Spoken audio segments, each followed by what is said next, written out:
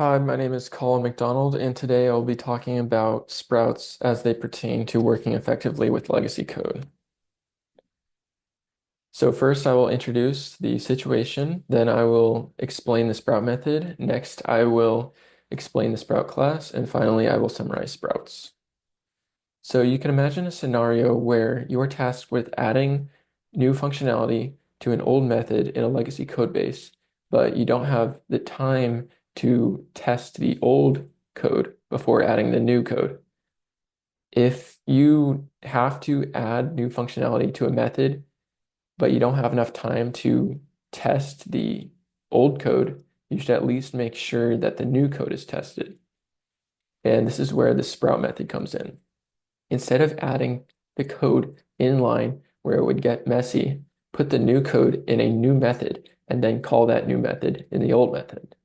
So for example, we have this method called post entries, and it takes a list of entries, and for each entry in the list of entries, it posts the date of the entry and then adds the entries to a transaction bundle. Say you're tasked with adding the functionality where you only want to add the entries that are not already in the transaction bundle. So what you could do is add the code in line. So we could create a list of entries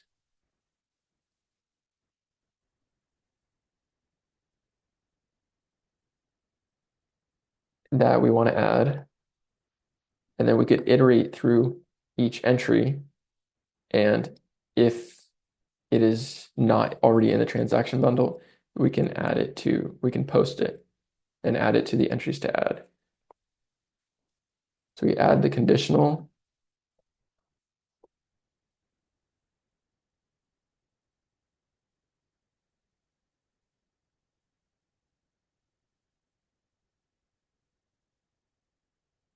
and then we can add a line where we add it to the entries to add.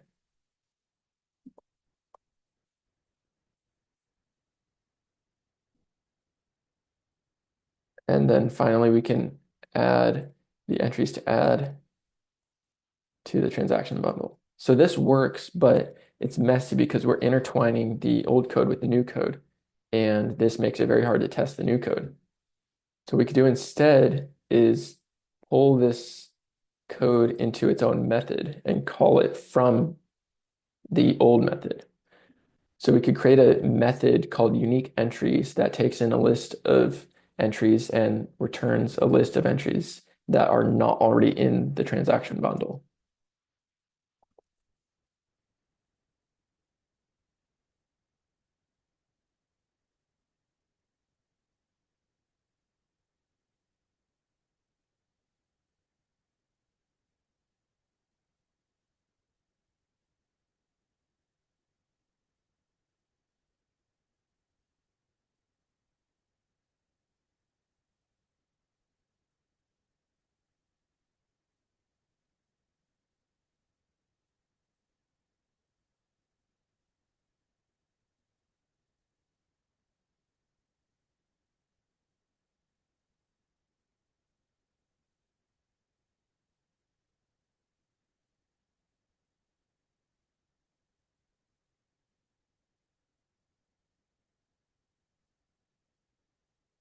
And then we could create a variable inside the old method for the entries to add, which comes from unique entries.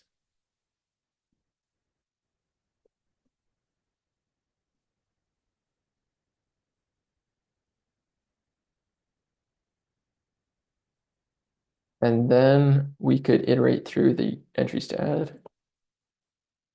And finally, we add all the entries to add to the transaction bundle. So this is a lot cleaner because we're separating the new code from the old code, and we can easily test this new code and unit test it so we know that it is good. So the disadvantages of the Sprout method is that it's kind of sad because we're giving up on the legacy code and not testing it, and we're only testing the new code. and our code is in a state of limbo where we have some tested code that is pulled out in a new method, but there isn't a clear reason for why that code specifically is pulled out to the unassuming or to the untrained eye. So the advantages of the Sprout method is that you're separating the new code from the old code and you're creating a clean interface between the new code and the old code. And makes it a lot easier to test the new code, and this makes sure you're not messing up the old code. But say it's infeasible to instantiate a class to test it and thus inconvenient to create a testable Sprout method. In this case, a Sprout class with a Sprout method inside would be a good idea. So you could create a Sprout class. This is a very similar technique to the Sprout method, but you're pulling the method all the way out of the class into a whole new class because it is so difficult to instantiate the old class. And the disadvantage of the Sprout class is that things that ideally would have stayed in that one class end up in Sprouts just to make safe change possible. The advantage of the Sprout class is that it allows you to move forward with your work with more confidence than you could have if you were making invasive changes. So in summary, the Sprout method, working effectively with legacy code is a lot like doing surgery. You're trying to be as minimally invasive as possible so that you don't break things that are already working.